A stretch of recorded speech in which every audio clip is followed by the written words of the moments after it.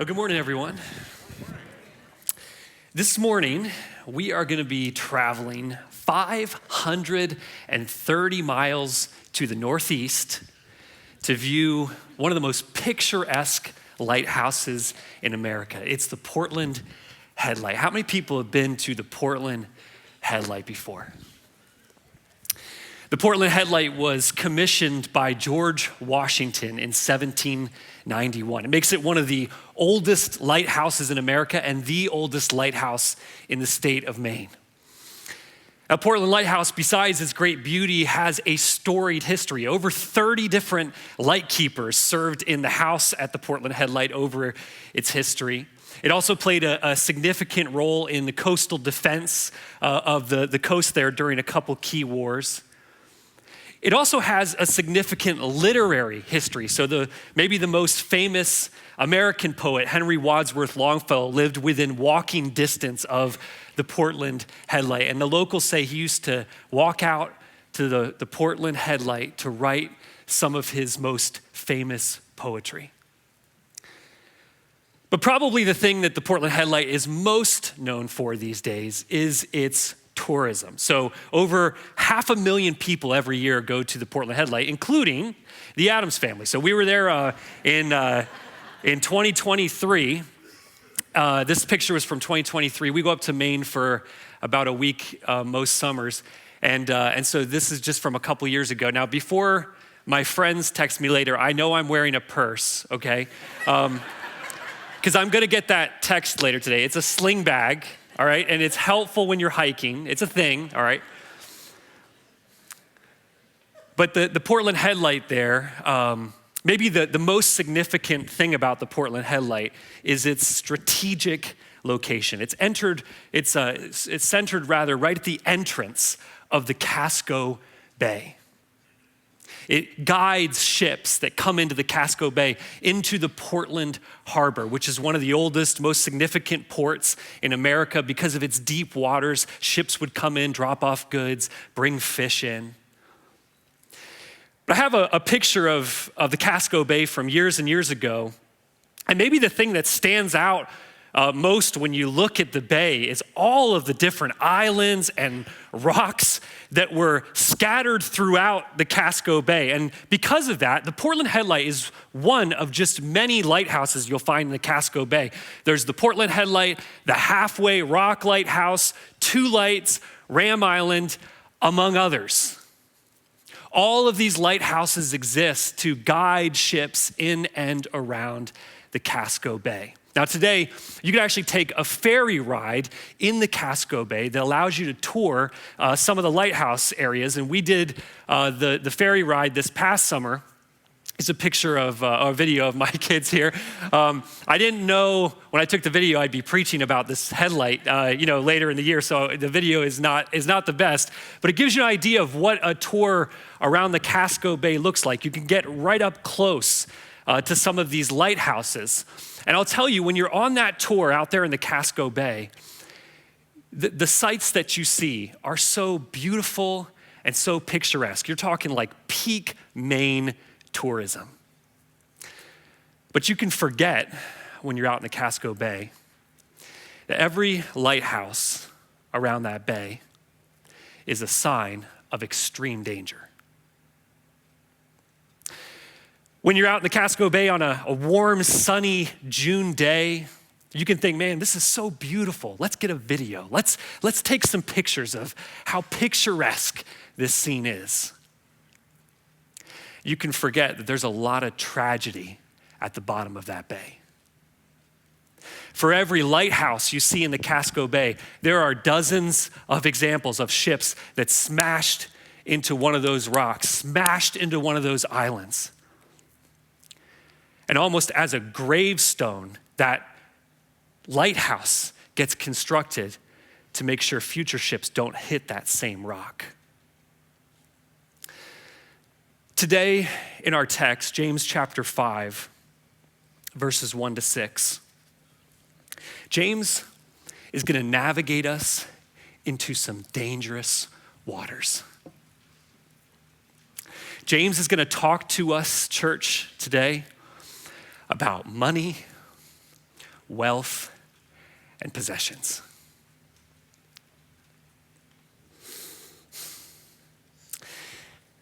Now, most of us don't think about money, wealth, and possessions as dangers, right? I've never gotten a raise and thought, oh no, I'm in grave danger here.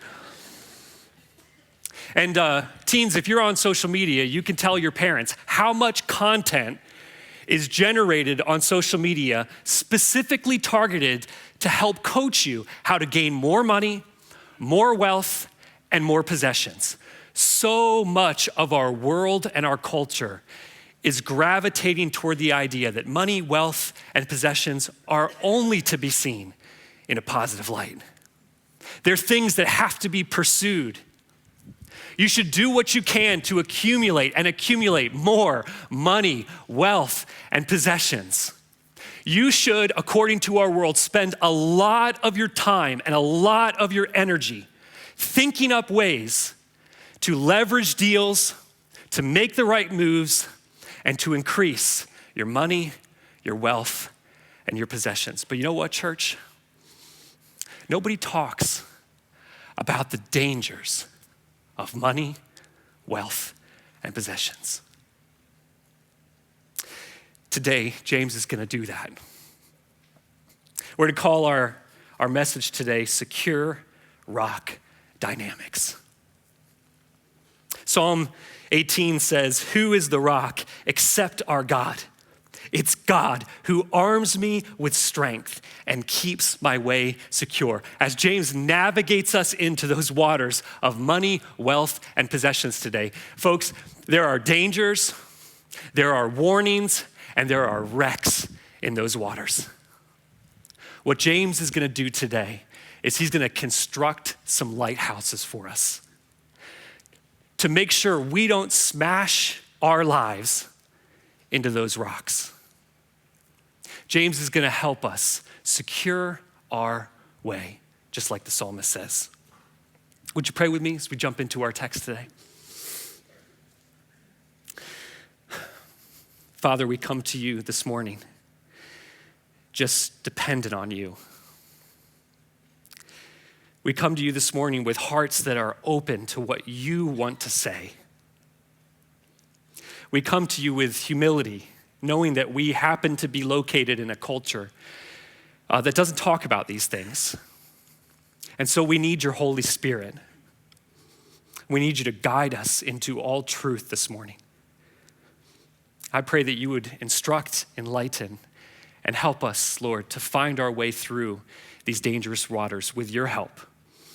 And we look forward with joy to studying your word today. In Jesus' name, amen.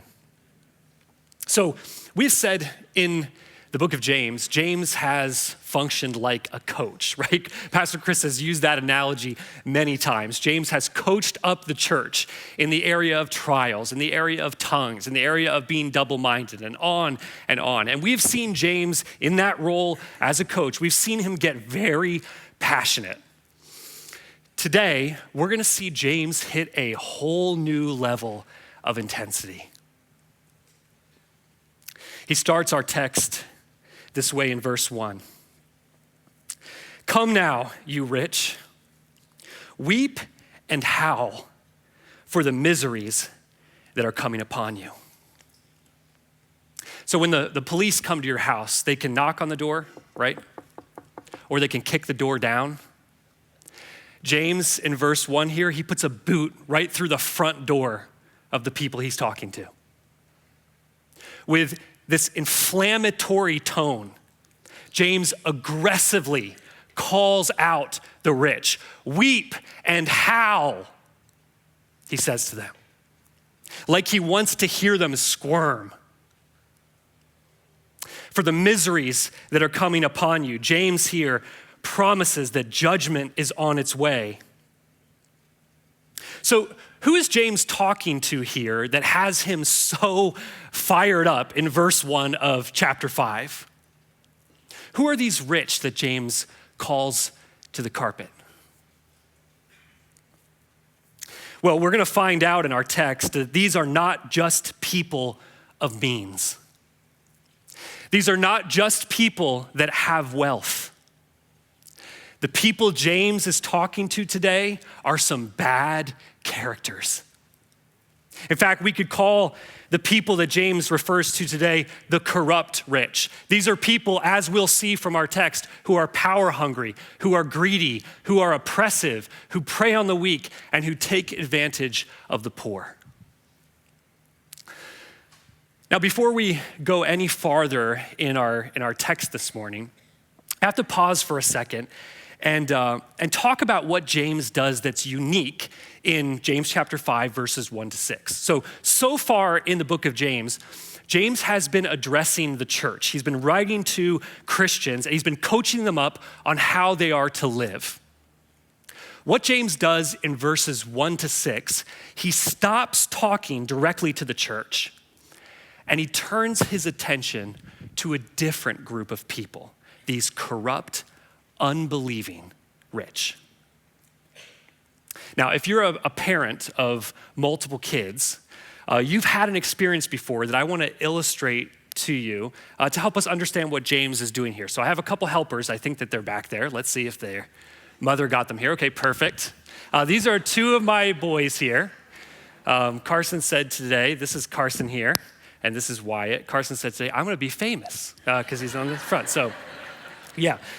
So I want to illustrate something with you guys. Is that okay? And the thing I need to illustrate, one of you needs to pretend like you're in trouble. So yeah, I was gonna say, I was gonna say probably should be Carson. He's definitely in trouble more. So we're gonna move you over here. Wyatt, you go stand over there. You stand here, Wyatt, over here. And we need you to do something wrong. So the most common one, as someone who knows, in our house, they have a younger brother named Brady who's 5. And sometimes I'll be out in the garage or whatever, and Brady will come walking out there like he's coming out of a prison camp.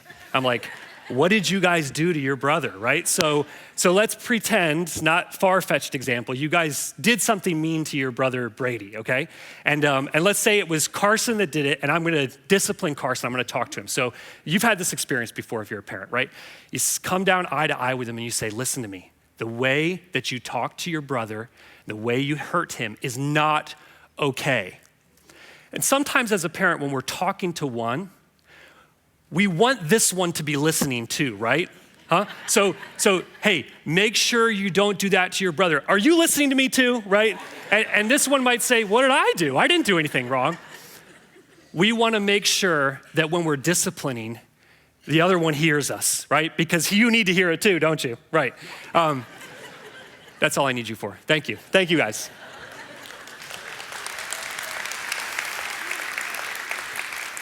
It's what James does in James chapter 5, verses 1-6. He's gonna talk to these corrupt rich, and he's gonna come after them hard, but he wants the church to listen to him because he wants to make sure the church hears the mistakes that these corrupt rich made so that they don't make the same mistakes. Does that make sense? So now, speaking to those corrupt rich with the church listening in, James says this in verses 2-3. Your riches have rotted, and your garments are moth-eaten. Your gold and your silver have corroded, and their corrosion will be evidence against you and will eat your flesh like fire. Thank you, Pastor Chris, for giving me these verses.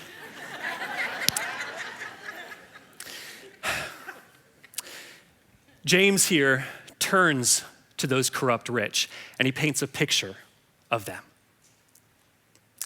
He paints a picture of the corrupt rich surrounded by all of their money, their wealth, and their possessions. Now, normally, a picture like that would be impressive, but not in James's picture.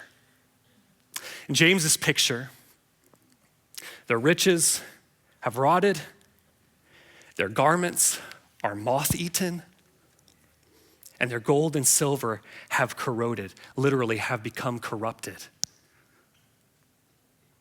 In the picture that James creates of these corrupt rich, we have the corrupt rich surrounded by this impressive amount of money, wealth, and possessions that they've accumulated throughout their life.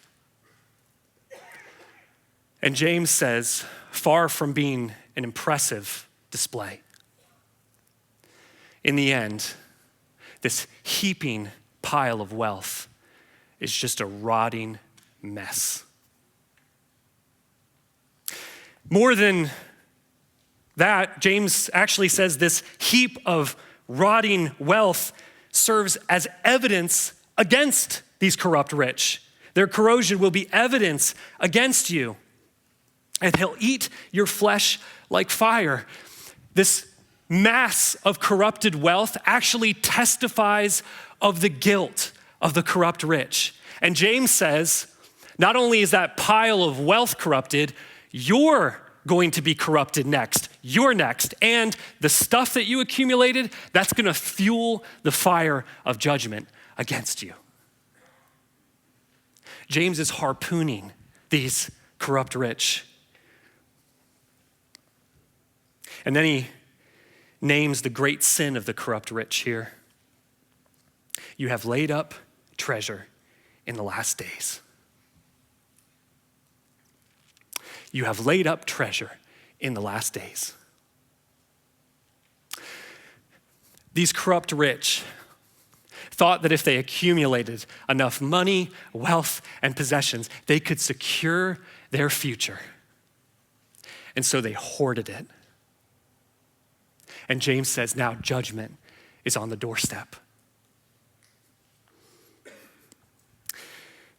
As he confronts the corrupt rich here, James puts up for us the first lighthouse we'll look at today. He lets us know of a danger that's there, and that is the danger of self-reliance. James tells us that these corrupt rich, they have smashed their life into the rock of self-reliance. He warns the church, don't make that same mistake. Don't bash your life into that rock. I'm going to construct a lighthouse here to warn you. Watch out for self-reliance. Jesus, of course, told so many stories in the Gospels. One of the most chilling stories he told was a little story called The Rich Fool. Listen to the words of Jesus. The land of a rich man produced plentifully. And he thought to himself, what shall I do? For I have nowhere to store my crops. And he said, I will do this. I will tear down my barns and build larger ones. And there I will store all my grain and my goods. And I will say to my soul, soul, you have ample goods laid up for many years. Relax, eat, drink, and be merry. God said to him, fool, this night your soul is required of you. And the things you have prepared, whose will they be? So is the one who lays up treasure for himself and is not rich toward God. What's the sin of the rich fool? The sin of the rich fool is I'll be okay because I have prepared for myself. The sin of the rich fool is self-reliance. See, the rich fool forgot that he's not in control of anything and that in a moment, everything he has could be taken away.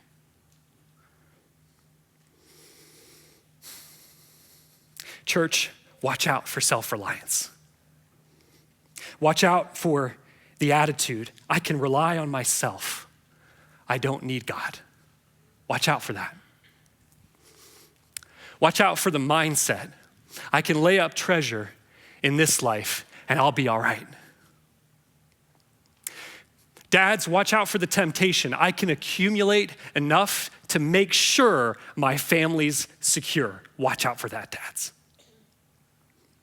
Moms, look out for the lie. I can create a plan to control my life's outcome. Young adults, watch out for the philosophy. I can pile up resources and I'll be set for life. What did you do in each one of those statements. You neatly cut God out. Self-reliance. The corrupt rich show us the danger. James, I think, would ask this question: with whatever wealth I have, am I relying on myself or God for my future? He constructs this lighthouse to warn the church, watch out for self-reliance. James gets back to those corrupt rich in verse 4. He talks about their corrupt dealings next. He says, behold, the wages of the laborers who mowed your fields, which you kept back by fraud, are crying out against you. And the cries of the harvesters have reached the ears of the Lord of hosts. In James's day, the corrupt rich were well known for manipulating the agricultural markets. They were well known for cheating people out of their property, well known for taking advantage of anyone and everyone just to get ahead. Here, James points out the way they cheated specifically the people who worked for them, the laborers, those who mowed their fields, the harvesters, those who collected their produce. Those people were absolutely dependent. They wouldn't have had a dime to their name. And James poetically tells us that their wages cry out, and they themselves cry out. And look who hears their cry. The Lord of hosts, literally the Lord of armies. A judgmental overtone. Remember that corrupted heap of rotting wealth? This verse gives us the backstory. The corrupt rich gained their wealth dishonestly. The corrupt rich accumulated all that money, all that wealth, all those riches in dishonest ways. And James there gives us the second lighthouse he constructs. He warns us, church, watch out for dishonesty. Watch out for it. The corrupt rich had the attitude, we can lie, we can cheat, we can steal, we can do whatever we want to get ahead. James tells us, watch out for that attitude. When it comes to our money, our wealth, and our possessions, church, watch out for deceitful gain. Watch out for unethical practices. Watch out for getting away with something that isn't right.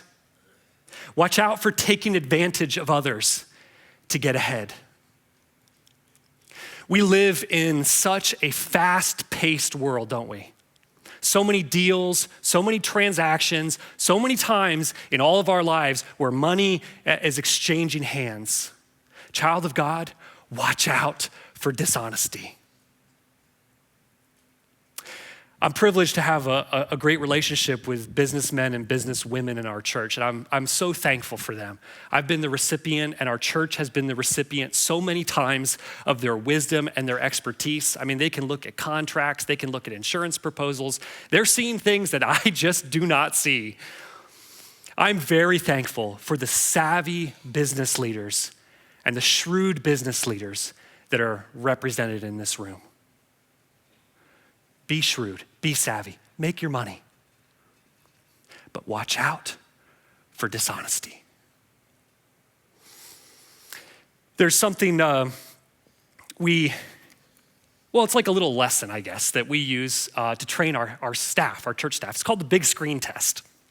So big screen test, I'll typically use this illustration with a staff member to talk about something like communication with people from the church. So believe it or not, there are times where someone will send an email to one of our staff members and maybe they didn't think about it all that much before they hit send, right? Maybe it's worded a little harshly, right?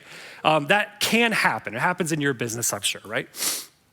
So you're a staff member, you receive an email, you're like, oh, wow, wasn't expecting that. Before you reply, one of the little tools we give our staff is, hey, make sure your reply would pass the big screen test. What's the big screen test? Big screen test is if we put your response to that person on the big screen at church, okay? When you came in the next Sunday, how would you feel if your response was up there for everybody to read, right? Would you be like, oh boy, would that be a cringe moment for you as you read your words that seemed right in the moment? Or would you say, yeah, I can stand behind what I wrote. I did it in a kind way, in a loving way. That's the big screen test. Let's bring the big screen test to James chapter 5. How would you feel, businessman, businesswoman, if some of your business practices were up on the big screen at church on Sunday for everyone to look at? Would you cringe? Oh, I didn't want anybody to know about that one. Your invoices, expense accounts, tax strategies, the way you compensate employees, timesheets. You could go on and on. What James tells us in James chapter 5 is watch out for dishonesty. James, I think, would ask a question in my own transactions. Is there any area my conscience is convicting me? In my behaviors, in my practices, in the way that I conduct business as a businessman or woman or as an individual, are there any things that my conscience is alerting me to? We've all had conversations before with someone that says, this would be the right way to do it. This would be the above board way to do it, but nobody really does it that way. Nobody really even checks. It's not really anything you need to worry about. What James tells us in James chapter 5 is those corrupt rich, they smashed their life into that rock of dishonesty. And although he's talking to these corrupt rich, he wants us to hear it too. Church, watch out for dishonesty. Back to corrupt rich. He's almost done with them. Verse 5, James says this: you have lived on the earth in luxury and in self-indulgence. You have fattened your hearts in a day of slaughter. So he gives two final charges here. He uses two descriptions. They've lived in luxury and they've lived in self-indulgence. The big picture here of what we've gathered from verses 1 to this point in our text is the corrupt rich have hoarded their money, their wealth, and their possessions that they dishonestly gained. And look at here, they use that money, they spend that money on themselves. The corrupt rich defraud the poor to fund their own lifestyle. Unaware, James says, that they're being fattened for the day of slaughter. He goes on, you've condemned and you've murdered the righteous person, murdered figuratively, perhaps even literally. He does not resist you. The idea here is that the innocent person that the corrupt rich is taking advantage of, they are unable to resist the corrupt rich. The corrupt rich are too powerful. They have too much control. It's too easy for them to oppress the poor, and they use that power to crush the disadvantaged. And here, James gives us our third lighthouse this morning. It's something a lot of people have wrecked their life on. Watch out for selfishness. The corrupt rich have this me first, me only, one-track mind of self attitude. What do I want? What are my desires? What about my future? What about my family? What about my security? That's the only filter that these corrupt rich have. James says, Christian, watch out for that. Now, when James warns us of that, he is not alone by any stretch.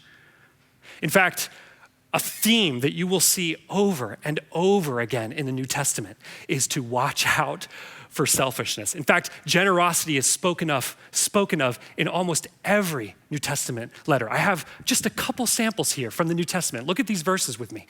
1 Timothy 6, 17 and 18. As for the rich in this present age, charge them not to be haughty, nor to set their hopes on the uncertainty of riches, but on God, who richly provides us with everything to enjoy. They are to do good, to be rich in good works, and to be generous and ready to share. Here's another one. This one from Romans 12. Contribute to the needs of the saints and seek to show hospitality. A third one. Hebrews 13, 16. Do not neglect to do good and to share what you have, for such sacrifices are pleasing to God. And one more from 1 John 3, 17. If anyone has the world's goods and sees his brother in need, yet closes his heart against him, how does God's love abide in him? A mark of Christians should be generosity. So there's a question I think James would ask. With my wealth, do I think about the needs of others?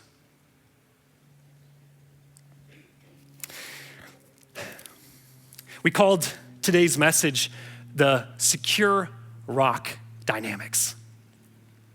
In these verses, James confronts the corrupt rich. But he does that in order to build some lighthouses around the areas of money, wealth, and possessions for us. He tells us to watch out for self-reliance, to watch out for dishonesty, to watch out for selfishness. But as I was reading through this text, noting some of the language, James goes absolutely nuclear on these corrupt rich, doesn't he? Why such harsh language? Why this passion and this strong tone? Well, remember who it was that James looked up to. I think as James is teaching in the area of money, wealth, and possessions, he's just trying to teach what he learned from his big brother. Jesus talked about money, wealth, and possessions all the time. In fact, it was one of the things he talked about most. That's not even debatable. James would have had memory after memory of hearing Jesus' ideas about money, wealth, and possessions. I think James learned something from his big brother. It's easy for our hearts to get entangled with our wealth. It's easy for our hearts to get entangled with our wealth. I happen to be talking to a very generous church. But even those in this room who have practiced and honed the discipline and the discipleship of generosity, even you know that. We all do. It is so easy in our life to let our wealth and our heart get entangled. As we close today, I want us to take a seat next to James at the feet of Jesus. I want to read a couple familiar verses from Matthew chapter 6. Jesus tells his followers, do not lay up for yourselves treasures on earth, where moth and rust destroy and where thieves break in and steal. But lay up for yourselves treasures in heaven, where neither moth nor rust destroys, and where thieves do not break in and steal. For where your treasure is, there your heart will be also. No one can serve two masters, for either he will hate the one and love the other, or he will be devoted to the one and despise the other. You cannot serve God and money. There are two masters out there. Both of them want your heart. So when you come into the Casco Bay on a warm, sunny day in June, the lighthouse that you'll notice first is, of course, the Portland Headlight. It is by far the most beautiful, the most picturesque lighthouse in that area of Maine. When you come into the Casco Bay, there is the Portland Headlight standing against the skyline, welcoming you to the bay, but also serving as a stark reminder of the dangers that lie ahead. What James does in this chapter is he points us to a lighthouse that Jesus had already constructed for his followers. Watch out for your heart. Watch out for where your heart is devoted.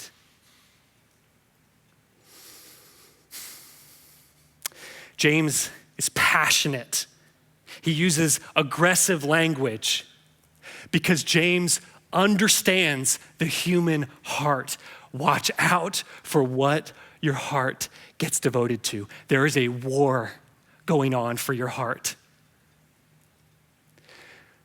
The God of money wants to kick the true God out of first place. There's a war. Will you serve God or will you serve money? Now, I don't know anybody, including myself, who feels like they know or they understand this subject perfectly or that they live it out flawlessly. I would say even the most generous in the room today would probably raise their hand and say, hey, I probably have room to grow here too. We all do. There's a word that helps me when I think about this subject, and it's the word stewardship. Every year at Renew, we take the month of November and we talk about the idea of stewardship. We as a church lock into the idea that it is all God's, right? We're just managing it. And so for the rest of the month of November, you'll hear me coming out on Sundays, just a few minutes, challenging us in the area of stewardship, challenging us. Is this how we think about our money? It's all God's. I'm just managing it. You're going to hear challenges this month on this topic, but all of those challenges are going to grow out of what we studied today, the secure rock dynamic. It's God's desire that as we navigate the waters of money, wealth, and possessions, that we can keep our way secure as we follow what God says through his servant James.